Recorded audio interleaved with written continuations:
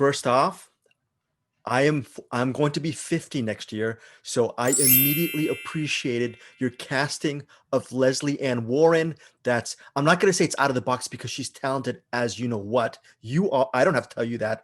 Why did you cast her? I thought that was just a genius masterstroke on your part. So I'm gonna be honest with you. This is gonna show my age a little bit too. Is originally I didn't know who she was, and we when we started the casting process, our producer team showed her to me, and I heard about just like how she was at one point in time just like this icon. And so once I started looking into her work, I was like, oh my goodness, like please let me get Lesley. And Lesley read it, and it was actually pretty crazy. She read it, and within 24 hours, she was on set. Oh, that's amazing. Uh, Yeah. yeah, and she was just like an unbelievably kind soul and Yeah. an unbelievable actor. And she was one of those actors that, like, when you called action, just this X factor, she just turned on, and it was something special. So I'm glad you enjoyed Lesley, man. Definitely enjoyed it. And Seth, when they're talking about indie film, a lot of people talk about production value, maybe the sets, the just knowing how to compose your shots and everything. But can you just talk about, I guess, the intrinsic value of having Michael Shannon as one of your actors? That just really ups everything, don't you think? On a production value Oh, standpoint, yeah. 100%. And what's pretty crazy about it too is that, like, I was always taught um, that casting is 80% of directing. And I never really understood that until Michael Shannon got on set.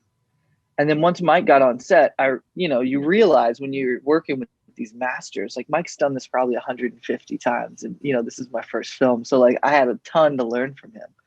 But like you start to realize like they're doing the sculpting for you. Those masters are. So from a directing aspect, you're really just calling action and calling cut because they've done their homework, and they really do like bring everyone to another level. Like the moment Mike showed up on set, all these younger actors knew like they needed to step it up, and they did.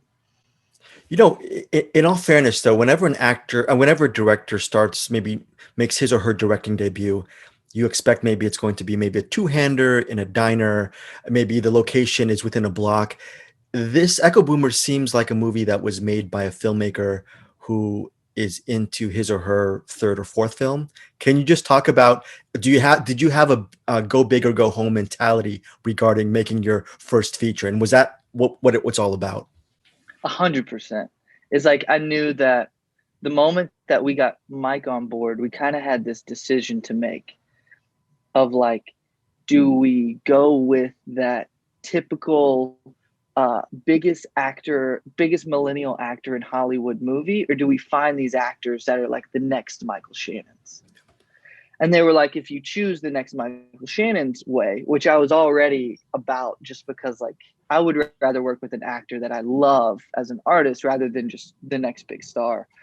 And if we do it that way, then it gives you more flexibility in your shooting schedule, and you can have more locations and you can have more setups. So it just kind of seemed like a no-brainer for me.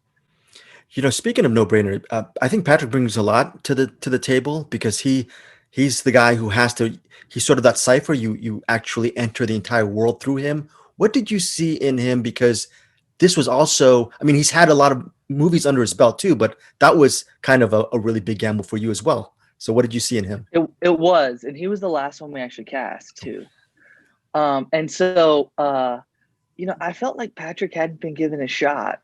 Like he had Midnight Sun, and then Daniel Isn't Real is kind of what put him on people's Yeah. maps. But like nothing to like really go like head to head with Michael Shannon.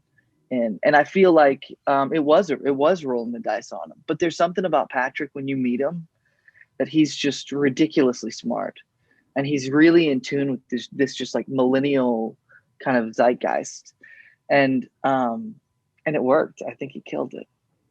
And I think the Seth, superhero world's going to sweep him up in a heartbeat. He's going to be, in the Marvel world next year, probably, I guess. Seth, I'm sure you have a lot of filmmakers, wannabe filmmakers, budding filmmakers going up to you and asking you just how the heck were you able to wrangle enough funds to do a movie of this scale? when you're actually talking with fellow filmmakers, or maybe if you're down the line in front of a film class, what are you telling people are the ingredients to making a high-end movie on a very low budget? Finding investors is like one of the hardest things. You know, it's easier to raise $200 million for a superhero movie than it is to raise $3 million for a movie like ours. You know, the one thing I got to say is that, like, two things that really come into play is just like how many times you can get knocked down and keep on getting up, because you're going to get told no. So I couldn't even tell you how many times I've gotten told no on, like, this movie's never going to work. You're never going to make it. It's just not going to happen. But it's that, like, you know, get back up and keep pushing mentality that actually gets it made. So